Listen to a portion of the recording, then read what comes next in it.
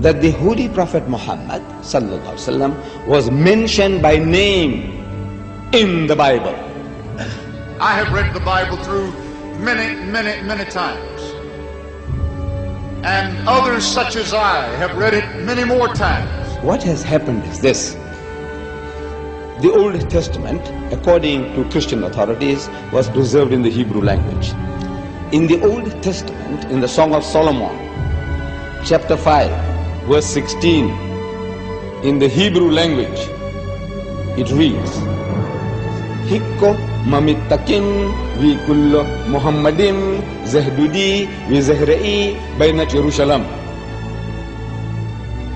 Song of Solomon, chapter 5, verse 16.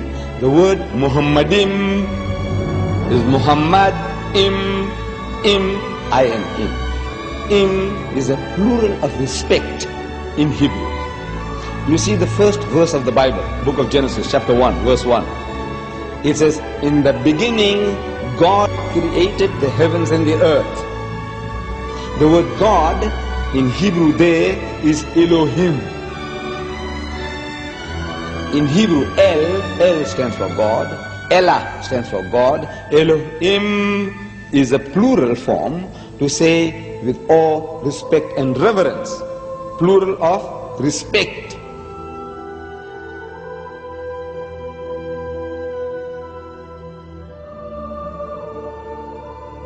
The word is there in the Hebrew language.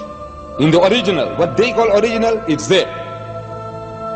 But they have translated that in English as altogether lovely.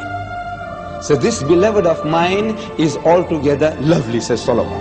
You can't associate with the word Muhammad. You read it 1,000 times, altogether lovely, altogether lovely. Or let's say in another language, the praised one, the praised one. Muhammad means the praised one. But he said the praised one, the praised one. You can't think that he's talking about Muhammad, though Muhammad means the praised one. You have no right to translate names of people.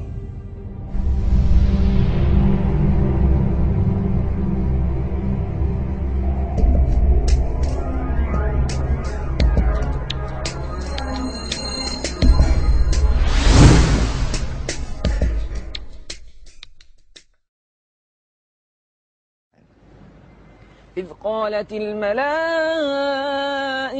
يا مريم إن الله يبشرك بكلمة منه اسمه المسيح عيسى بن مريم.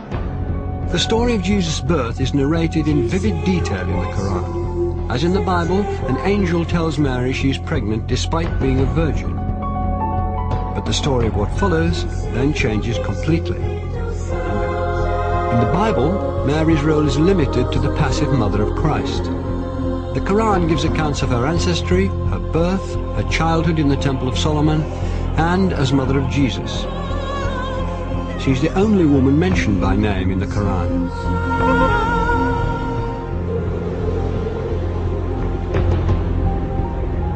The ability to talk as a newborn child is one of many miracles not recorded in the biblical account of Christ's life.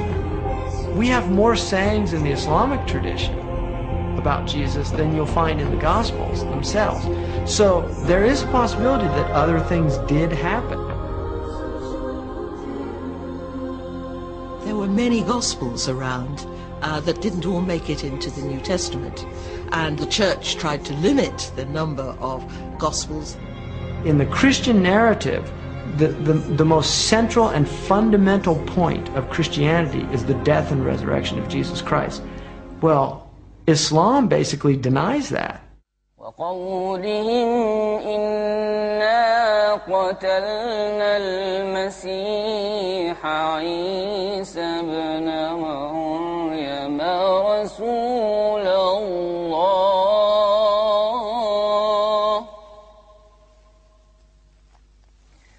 وما قتلوه وما صلبوه ولكن شبه لهم. To find the story of Christ's crucifixion and resurrection being changed is too much for some Christians. J. Smith is an evangelical Christian who spent 25 years studying Islam. is dedicated to disproving the Quran's version of Jesus' last day on earth. If Jesus were to come down to Speaker's Corner, I would imagine he'd get up on the ladder like I'm going to get up on the ladder. And what he would say to Muslims specifically is he would probably confront them with what they've done to him. What their scriptures have done to him, not them personally, what their scriptures have done to him by taking away his divinity, by also suggesting that the greatest act of history, the most sacrificial act that anybody has done, to die for mankind, God himself to die for that which he has created, has completely been eradicated, has completely been thrown out of their scriptures. The essence of Islam is submission to the absolute, to the divine. And that's where salvation lies, in submission to the divine, or at least a recognition of the divine. In Christianity, salvation lies through the acceptance of the blood of the Lamb. That is a completely different narrative than the Quran is giving. Who's right? Well, the Quran says, you make your choice here, and I'm going to let you know in the next world. In the Quran it says that on the Day of Judgment, God will actually ask Jesus Christ, did you tell the people that you were God? And Jesus says, you know what I said, you see everything I say and do. I would never say that. Glory to you, transcendent are you. I would never say that. I have no right to say that. Why aren't you Muslim? Why aren't I? I'm a Jew. You're a Jew? Oh, I was previously Christian. For Christians to believe that Jesus was God in human form is absolutely fundamental, because it means that God understands us. God isn't some distant deity living in the glory of heaven. He can understand what it's like to be in pain, to be betrayed, to be hurt, to be bruised, to be bullied. God understands our situation. If Jesus was God, then who was supporting the world while he was supposed to be dead? Or if he was God, then who was he praying to? 3 books. What doesn't work is that God has family. I can't believe that Mary can give birth to God. For God to be God, he has to be the creator and not become part of creation. Officials act that anybody has done to die for mankind, God himself to die for that which he has created, has completely been eradicated. But God is not bound in the frame of reference. He's the creator of time. Time is a creation of God. Matter is a creation of God. These are transient entities. Transient entities cannot come into existence by themselves. So when we talk about frame of reference, we must clearly understand that every time we ask questions about God in time, knowing the future, we have to be very careful in how we're defining this terminology. For God's knowledge of the future, of my future, is absolute in his domain. He knows everything, but he's not bound in the time where he is experimenting himself, for he's not bound in space, time, or matter. Those are created entities which he has put into it. So for me to put him into it would be also very wrong.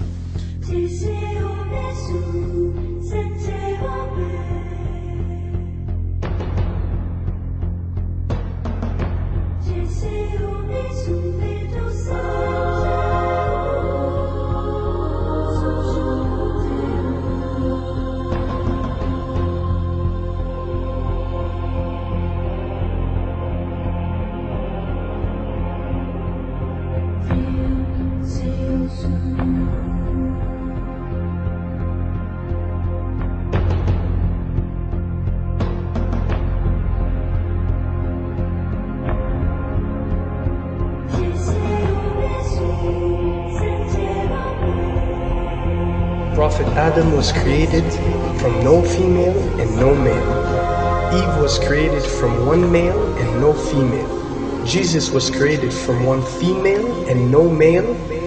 And all of us have been created from one male and one female. These are 4 examples for us to benefit from, to understand the divinity of our Creator.